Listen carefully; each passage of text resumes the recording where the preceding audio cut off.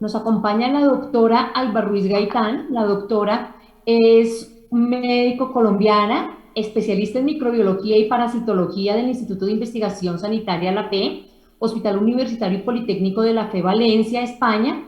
La doctora Alba Cecilia Ruiz Gaitán es licenciada en Medicina y Cirugía, realizando un máster en Ciencias Biomédicas con énfasis en Medicina Tropical, máster de Infección en el Paciente Crítico, impartido por la Universidad de Valencia. Es no solamente colega, sino pupila del doctor Pema, y donde allá realizó su especialización en microbiología y parasitología. En el año 2015 fue beneficiaria de una beca de investigación en el Instituto de Investigación Sanitaria de la FE. Su labor como investigadora consistió en la optimización de técnicas de diagnóstico microbiológico rápido, MALDI-TOF, inmunofluorescencia y técnicas moleculares, con estudio de biopelículas. En los últimos 5 años, la doctora Alba desarrolla su labor como investigadora en la implementación del diagnóstico microbiológico de Candida auris y en la caracterización de las candidemias por esta especie emergente y multiresistente. También es doctora en medicina por la Universidad de Valencia y con un premio extraordinario de doctorado para este curso. Asociado a esto es docente de la Facultad de la Universidad de Valencia y tutora de prácticas de fin de grado de Bioquímica, Biología de la Universidad de Valencia. Doctora, muchísimas gracias y bienvenida. Está silenciado, Alba, el micrófono. Ya está. Pues muchísimas gracias, Jimena, por tu presentación y agradezco a buenas tardes a todos y agradezco al comité organizador de este congreso y a todos por su asistencia. Pues básicamente voy a compartir la pantalla. A ver si me aclaro.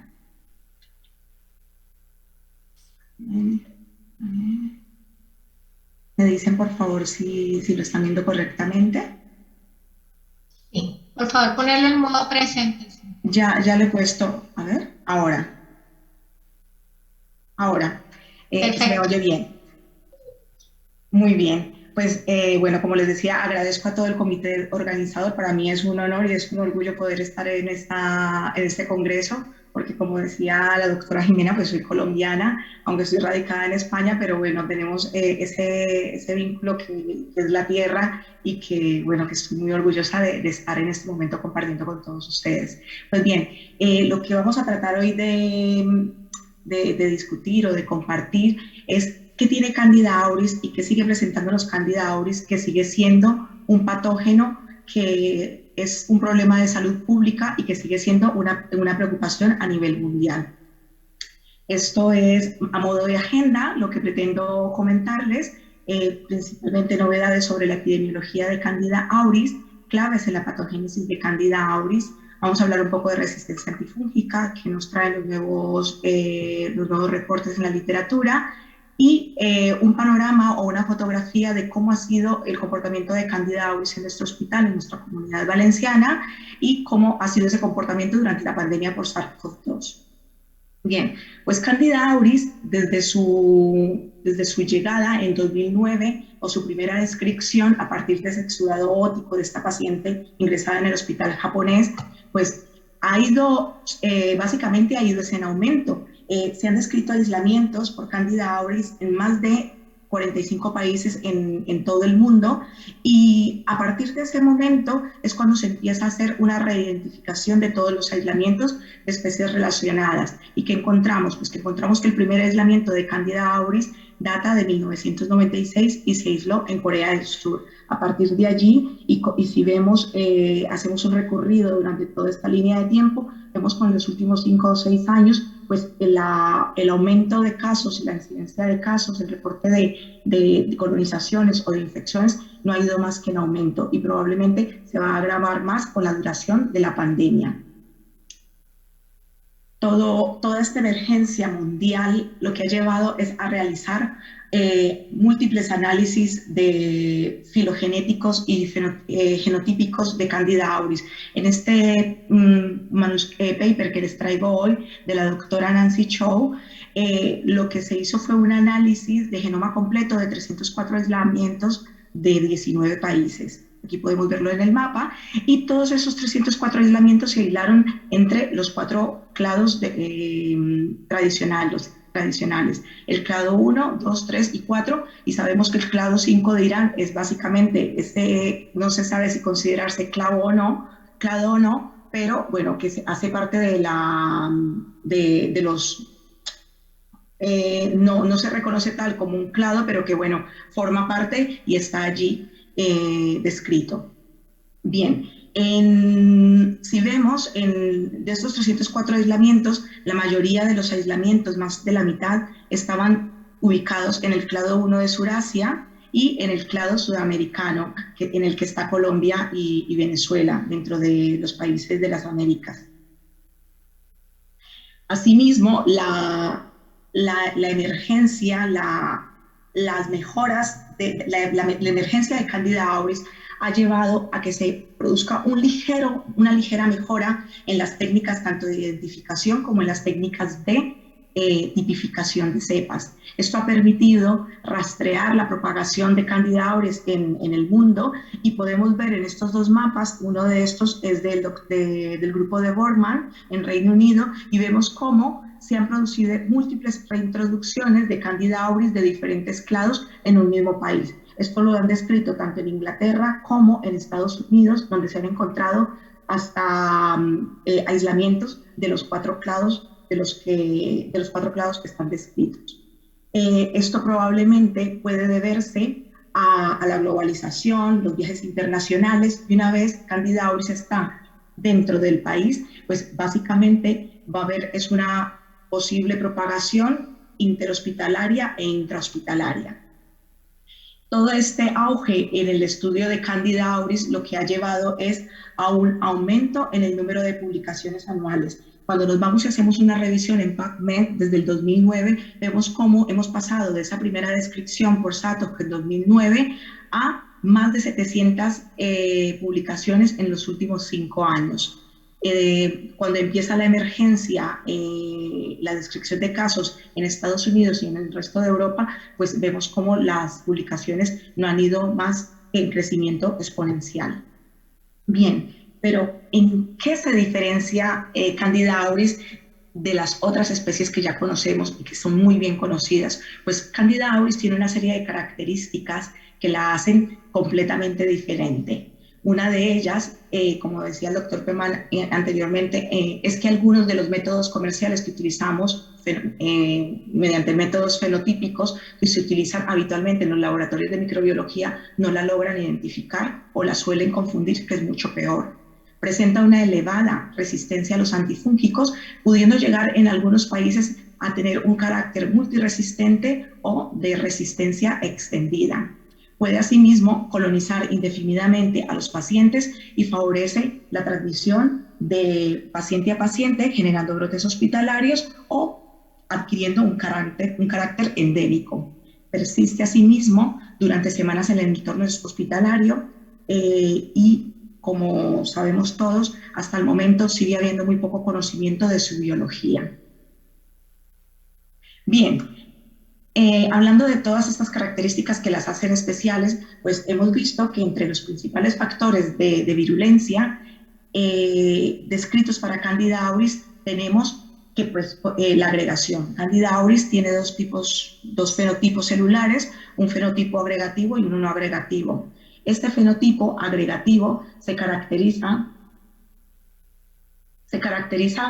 por presentar agregados que favorecen la adherencia, la formación de biofilm y, por tanto, favorecen la persistencia en diferentes superficies, principalmente del entorno hospitalario. Este fenotipo agregativo que genera el biofilm también va a tener una implicación directa en la resistencia antifúngica. Sabemos que la matriz extracelular del biofilm o la matriz celular del biofilm va a producir un secuestro de los antifúngicos que normalmente se dan a los pacientes, y además de eso activa las bombas de flujo de sobreregulación que también van a favorecer la resistencia antifúngica. Asimismo, se han descrito una producción de enzimas líticas que también van a tener un papel en la virulencia y en la adherencia, y una característica que la hace distinta completamente a las demás es que es termo y osmotolerante. Candida auris tiene la capacidad de ser viable a 42 grados centígrados, lo cual no hace ninguna otra especie de las que no conocemos a nivel de Candida, del género Cándida, y soporta concentraciones de cloruro de sodio mayores del 10%. Para tener una idea de qué tanto tolera Candida auris las concentraciones de cloruro de sodio, pues tenemos que tener en cuenta que la concentración, la salinidad, el porcentaje de salinidad del mar ya oscila entre un 3.5 y un 4.5%. Todos estos factores de virulencia también se han estado estudiando in vivo, principalmente en diferentes modelos de infección, tanto en el modelo murino como en el modelo de Galeria Legionella, que ha sido el más extendido. Y podemos observar, y se observan estas diferencias de las que mencionaba entre los fenotipos agregantes y no agregantes. ¿Qué se ha encontrado? Pues que los aislados no agregantes son mucho más patógenos que los otros, y que los fenotipos agregantes son los que más frecuentemente se encuentran en las cepas colonizadoras de Candida auris. Además de esto, el fenotipo agregante, que es el mayor productor de biofilm, es mucho menos sensible a la acción de los antifúngicos, especialmente de la anfotericina B y del fluconazol. Otro fenómeno que ocurre en Candida auris y que va unido también a estos distintivos fenotipos que presenta es que tienen diferencias a nivel de inducción de la producción de citoquinas y la fagocitosis. Sabemos que estas dos situaciones son importantes para el control de la infección, y ya vemos que los fenotipos agregados tienen una producción de citoquinas mucho menor, y además ese fenotipo podría estar dificultando el reconocimiento por el sistema inmunológico. En nuestro grupo, el doctor Víctor García publicó este paper este mismo año, ¿sí? Donde se estudió la patogenicidad de Candida auris y su interacción con el huésped. Para eso se utilizó el modelo de Galeria Legionella, y aquí les traigo como los principales resultados de este estudio o conclusiones. Entre ellos como ya les decía anteriormente, hay una variabilidad significativa entre las cepas agregativas, que son menos patógenas, y las agregativas. Ambos fenotipos forman pseudohifas como mecanismos de patogenicidad, y nos comentan que ya no consideramos a Candida auris como que es más virulenta en comparación a otras especies conocidas como Candida albicans.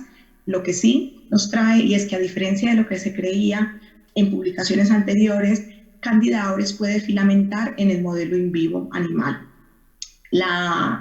Además de que posee una alta tasa de invasividad, que es muy similar a la que encontramos en Candida albicans, también puede generar unas lesiones a nivel de tejido tipo granuloma, y que podrían estar relacionadas con la persistencia de la infección y con las complicaciones tardías, y la presencia tanto de levadura como de filamentos en diferentes compartimentos animales, tanto líquidos como sólidos.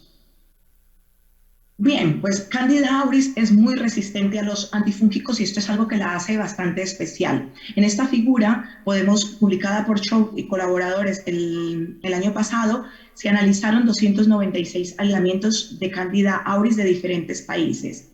En ellos, ¿qué se encontraron? Pues que las mutaciones que contribuyen a la resistencia de Candida auris variaron dependiendo del clado que se estudiaba.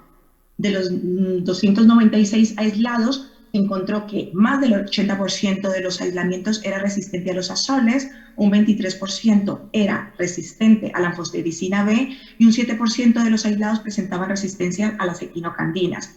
Cuando nos vamos a ver cómo es la resistencia por clades, pues vemos que el clado 1 presenta un 45% de resistencia, sus aislados, a 2 clases de antifúngicos, y es el único clado que presentó resistencia a más de 3 clases de antifúngicos. la resistencia tan elevada solamente es compartida por el clado 4, en donde está Colombia, pero que no se presentan ningún tipo de resistencia extendida, como si lo vemos. El clado 2 y el clado 3 no presentan también porcentajes de multiresistencia bastante reducidos.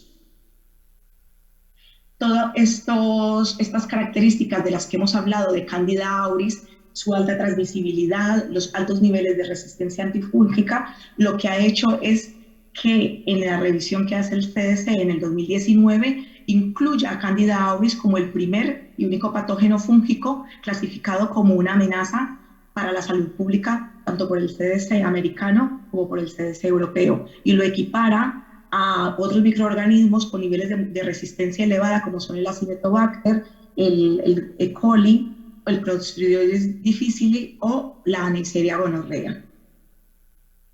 Bien, ¿y cómo es el panorama en nuestro hospital? Pues bien, nosotros estamos en la Comunidad Valenciana, en la provincia de Valencia. El Hospital La Fe es un hospital de referencia para nuestra Comunidad Valenciana. Tiene alrededor de 1000 camas, 96 camas de estas son de cuidados intensivos y tiene alrededor de unos 50.000 ingresos al año.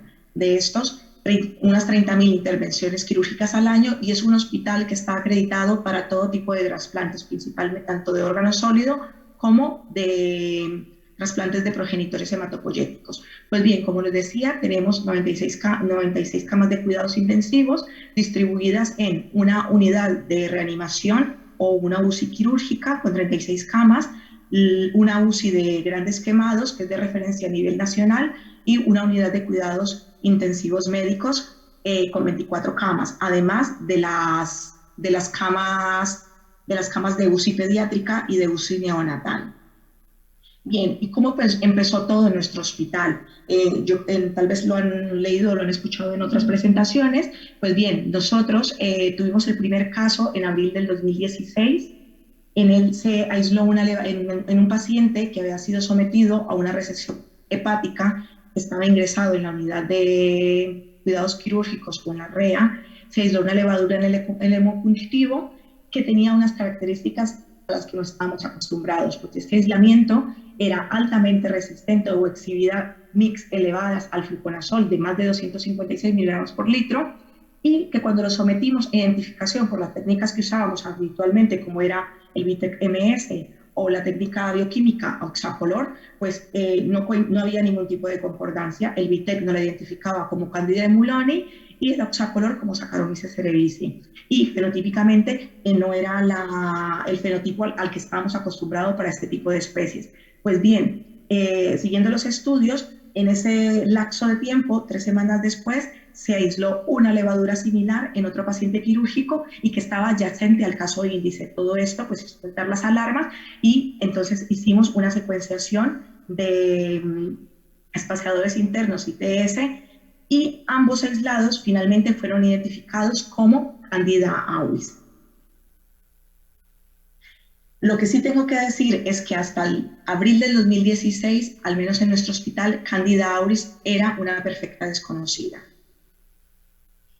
Debido al incremento de casos tan rápida, la expansión, y que nos encontrábamos en un brote hospitalario, decidimos hacer un estudio filogenético por ACLP, en el que incluimos 52 de nuestros aislados y 52 aislados de otros países, que incluían India, Reino Unido, Omán, Sudáfrica y Venezuela. En esta gráfica podemos ver los 4 principales clados y cómo vemos que España ya se intuía o se infería que tenía una relación filogenética con los aislados sudafricanos. Sin embargo, en este momento esa relación no era muy concluyente, ya que el número de aislados sudafricanos era bastante reducido.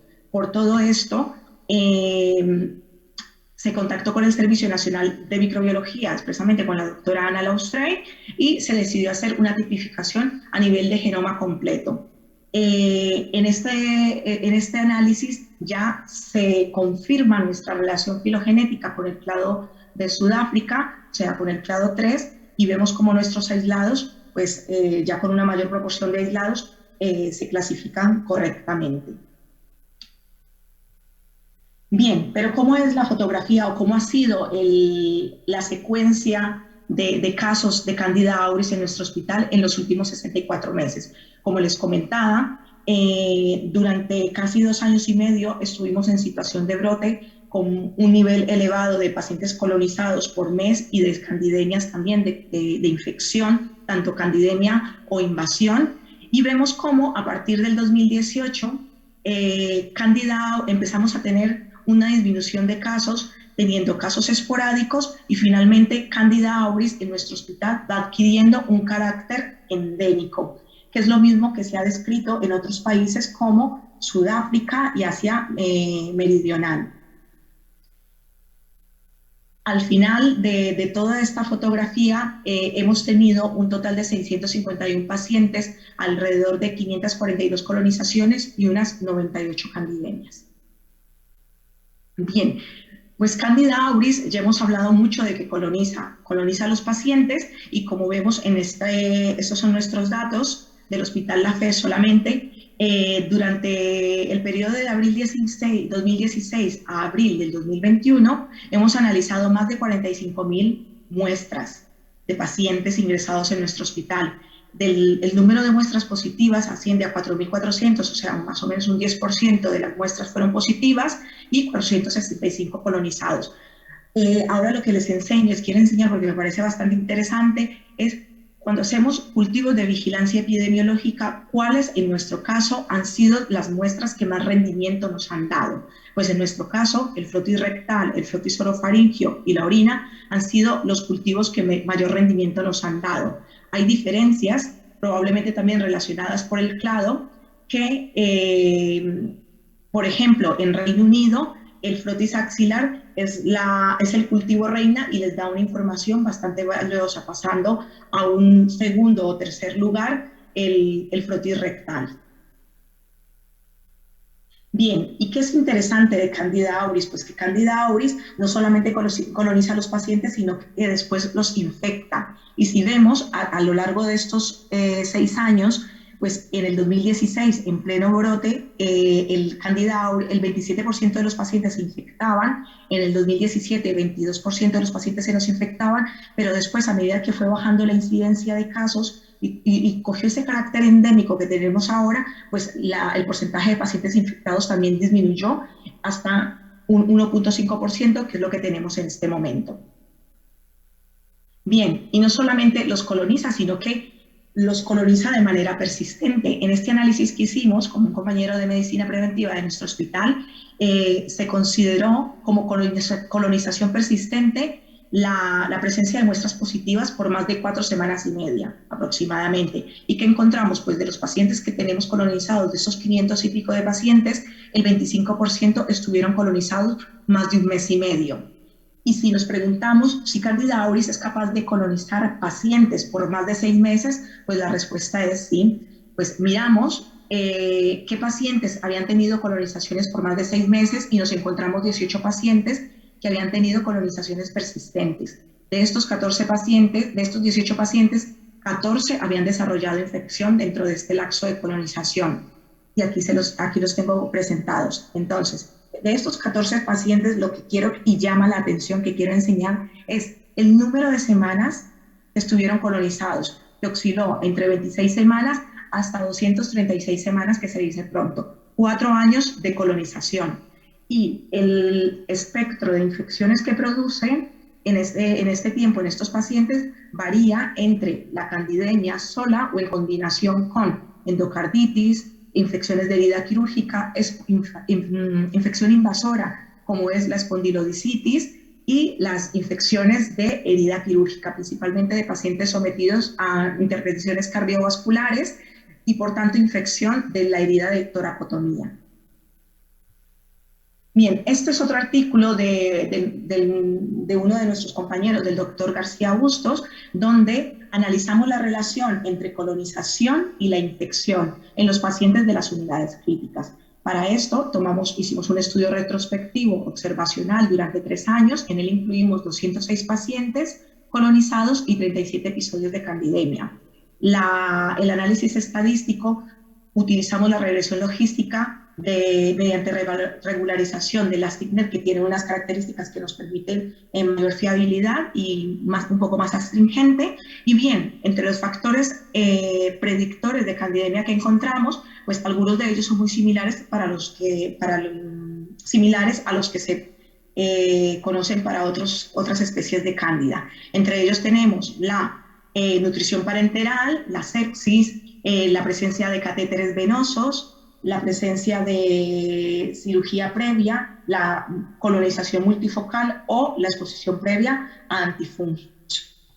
Bien, aquí tenemos, para esto se genera una calculadora, sí que es muy fácil de usar para el clínico y básicamente tiene unos parámetros que nos dan una puntuación. Dependiendo de la puntuación, cuando se acerca, está por encima del 40%, pues va siendo mucho más predictivo, ¿vale? Aquí podemos ver la curva ROC, donde vemos un área bajo la curva con un resultado bastante bueno de un 0,889 y lo que se pretende y lo que se está haciendo en el último año es una validación de esta calculadora.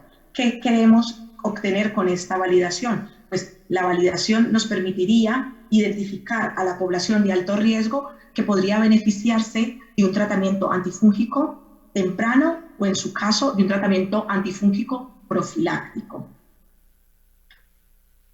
Tocando un poco lo que son las manifestaciones clínicas, aunque este reporte que traigo aquí o este recuento de casos es del 2019, no ha variado mucho, han aumentado el número de casos, pero lo que quiero remarcar es que entre las características manifestaciones clínicas principales de Candida auris tenemos la candidemia, es la que se lleva todo el crédito, por decirlo así. Después tenemos las infecciones abdominales, la otitis externa y las infecciones del tracto respiratorio.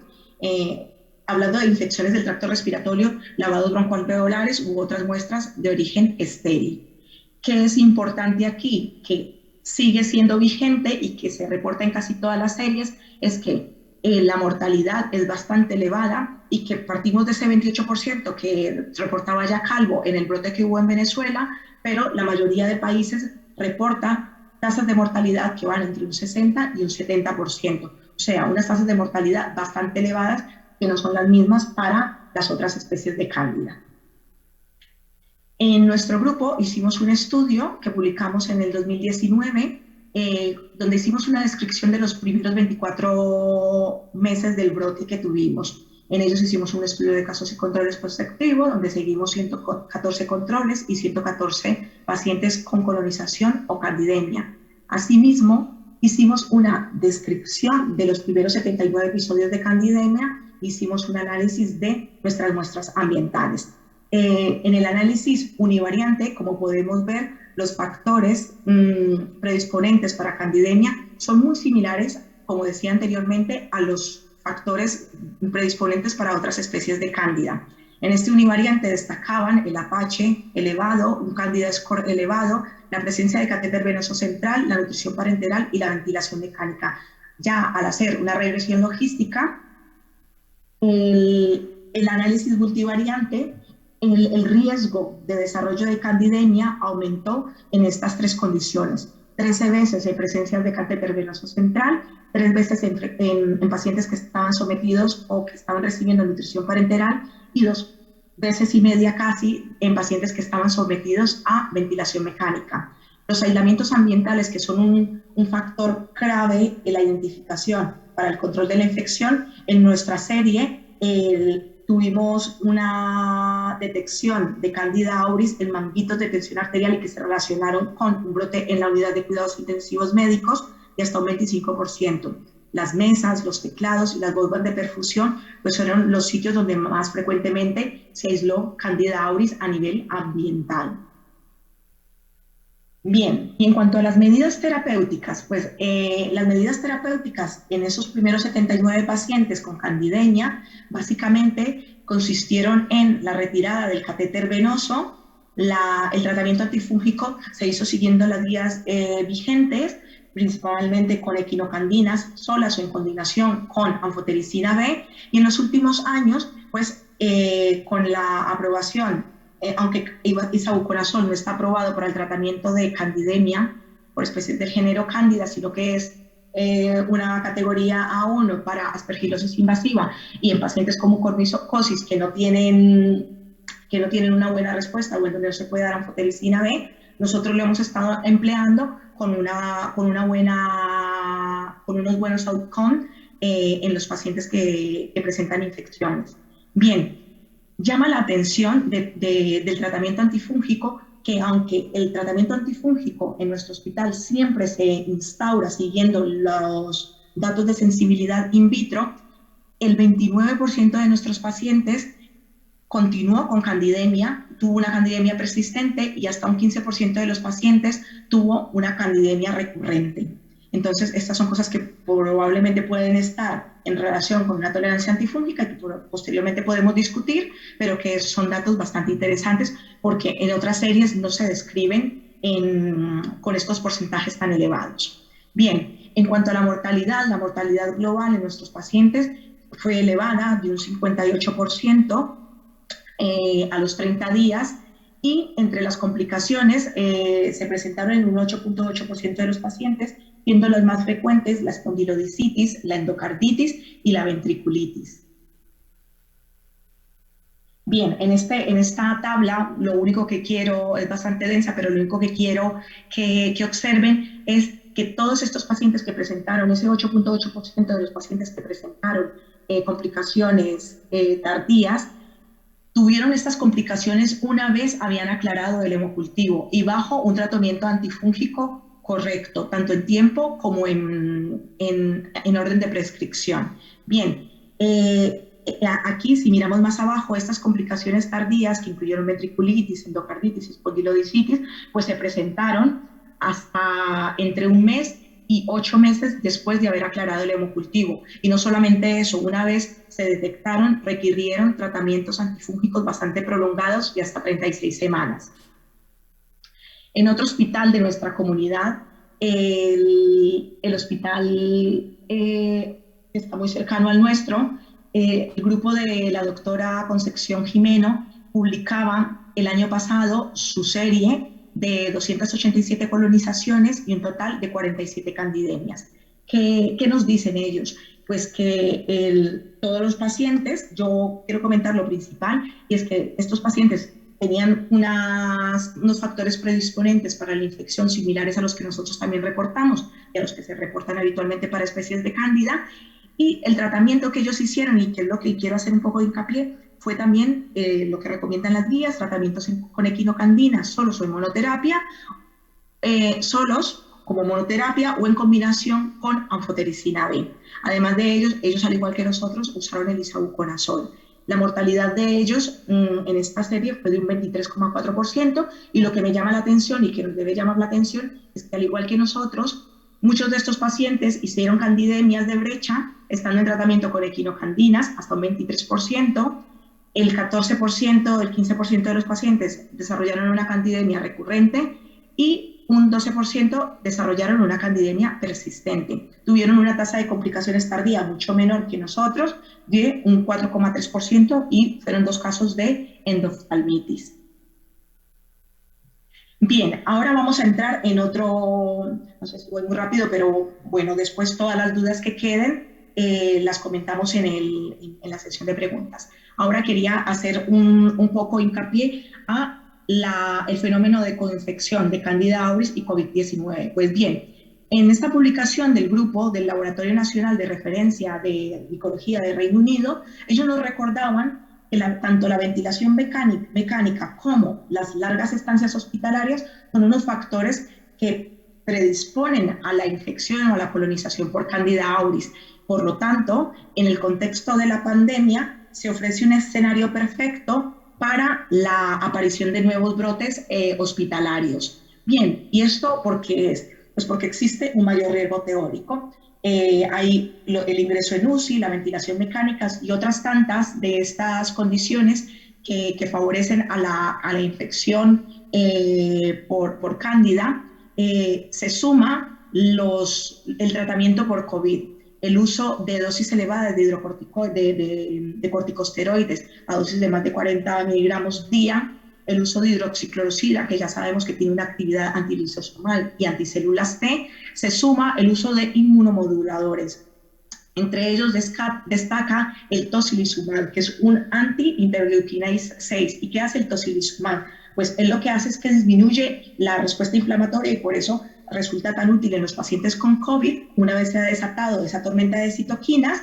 ¿Y qué hace? Pues reduce la fiebre, reduce la proteína C reactiva y entonces a nivel clínico pues disminuye la capacidad del clínico de detectar una coinfección. Por tanto, se debe tener en este tipo de pacientes y en sitios donde hay endemia de Candida auris o se han reportado casos o hay casos activos, se debe tener un alto índice de sospecha de IFI y de realizar una búsqueda microbiológica activa y también una alta sospecha clínica, como les decía anteriormente.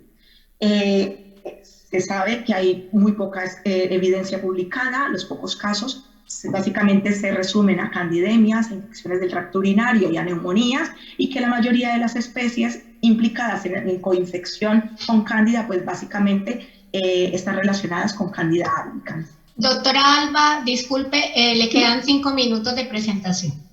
Vale. Pues bueno, entonces voy a pasar, básicamente, voy a presentar los datos de nuestro, bueno, aquí lo que quería decirles, comentarles es que ya la Organización Panamericana de la Salud en 2021 en las Américas hacía un llamado de atención y alertaba a los centros de salud para detectar casos de Candida auris porque se habían descrito ya bastante brotes a lo largo del 2020 durante la pandemia. Entonces, países como Brasil, Guatemala, México y Perú ya informaban de casos y de brotes hospitalarios dentro del contexto del COVID. Bien, nosotros en nuestro hospital tuvimos un brote por Candida auris en pacientes con COVID-19. Podemos, como les había dicho, durante las 3 olas de la pandemia tuvimos una serie de casos esporádicos, pero vemos cómo a partir de febrero del 2021 pasamos de tener un caso mensual, un caso esporádico, a 4 casos semanales, ¿sí? Aquí podemos ver cómo de los 3 boxes que teníamos en la unidad de cuidados médicos, 11 pacientes, todos ellos estaban ubicados en el box 1 y se ve cómo están en camas continuas. Bien, en la REA también pasó lo mismo, como se ingresaban menos pacientes con COVID en ese momento, porque ya había bajado la ola como tal, ya estábamos en caída, pues el número de casos también es bajo, pero también ha sido en camas continuas, lo que nos habla de que probablemente en el estudio que hizo Medicina Preventiva en su momento, lo que se detectó es que la dificultad de poner los EPI, de retirada de los EPIs entre paciente y paciente, favorecía la transmisión de microorganismos entre los pacientes y entre todos ellos Candida auris. Por todo esto, dentro de las medidas de vigilancia activa que se implementaron y las intervenciones fue el uso de batas sobre los equipos de protección personal y un cambio obligatorio de guantes entre paciente y paciente, y con todo ello se logró controlar el brote, además de lo que ya habíamos dicho anteriormente, el uso de material exclusivo. Ya termino con esta diapositiva y en cuanto a las perspectivas, como decía el doctor Pemán, y haciéndome eco de lo que él decía, aunque hay mucho desarrollo en este momento, se siguen necesitando técnicas rápidas para el diagnóstico precoz de pacientes colonizados. La puesta en marcha de medidas de precaución que incluyen el aislamiento, la vigilancia activa, la decontaminación ambiental, es clave para contener la propagación de Candida auris. Y en los países en donde ha habido brotes por Candida auris, hay que considerar la posibilidad de coinfección ahora dentro del contexto de la pandemia en los pacientes con COVID-19 que estén en nuestras unidades críticas. Y, por último, que el uso incorrecto y prolongado del equipo de protección personal puede conducir a la autocontaminación y a la propagación de Candida auris en los pacientes con COVID-19. Agradezco a todos por la atención prestada y también quería dar las gracias al grupo multidisciplinar del que hago parte, el grupo de infección grave, liderado por el doctor Pemán y del cual estoy muy orgullosa de pertenecer. Gracias a todos por su atención.